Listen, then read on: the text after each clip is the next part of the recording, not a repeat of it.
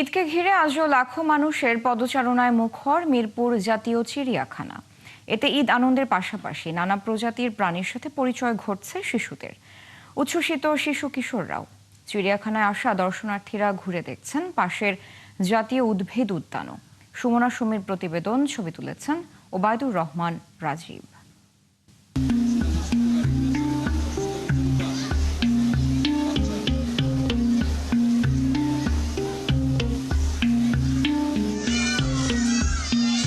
ময়ূর, হরিণ, কুমির, জলহস্তী, সাপ, উলুক, বানর সহ প্রায় ৩,০০০ প্রজাতির প্রাণী রয়েছে মিরপুরের এই জাতীয় চিড়িয়াখানায়। ঈদ কিংবা যে কোনো উৎসব পার্বণ এলেই প্রাকৃতিক পরিবেশে প্রাণীকুল দেখতে এখানে ভিড় করেন দর্শনার্থীরা।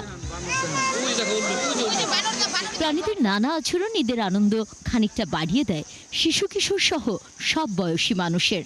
অনেক আনন্দ দিতেছে, ভালো লাগতেছে। এই জায়গায় অনেক সুন্দর, আমরা অনেক কিছু দেখতে পারছি। নতুন একটা পরিবেশ, বাচ্চাদের খুবই ভালো লাগে সবকিছুই।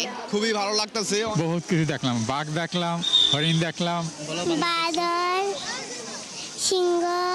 ঢাকা শহর কিন্তু রাস্তাঘাট খুবই ফাঁকা লাগতেছে। এখানে আসলে মনে হয় যে না, ঈদ আমরা পালন করতেছি। বাঘ, ভাল্লুক। সন্তানের হাসি মুখী যেন বাবা মায়ের সুখ।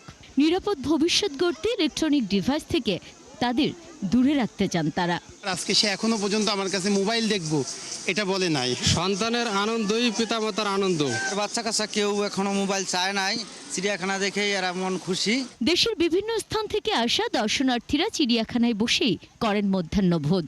খাবার এনেছেন বাসা থেকে, সাধ্য নেই এখানে বেশি দামে কেনার। ভিতরে অনেক সময় খাবার পাওয়া যায় না, আবার খাবার থাকলেও দাম বেশি থাকে, এই জন্য দামও বেশি। এখানে আমার বাসা থেকে রান্না করে নিয়েছি।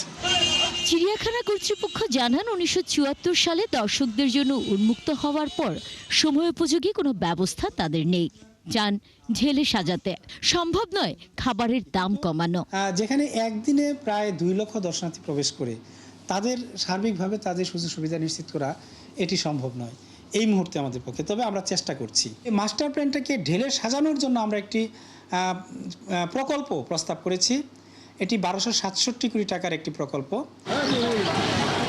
পাশে ২০০৮ একর জমির উপর দৃষ্টিনন্দন লেকের উপর দর্শনার্থী ডেক, গোলাপ বাগান সহ দুর্লভ প্রজাতির উদ্ভিদ নিয়ে দাঁড়িয়ে আছে জাতীয় উদ্ভিদ উদ্যান।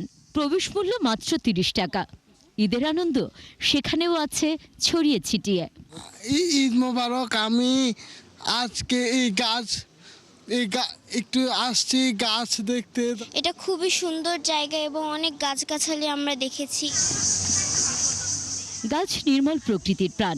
৮০০ প্রজাতির গাছের এই সবুজের রাজ্যতেও দর্শনার্থীরা খুঁজে নিচ্ছেন বিনোদন।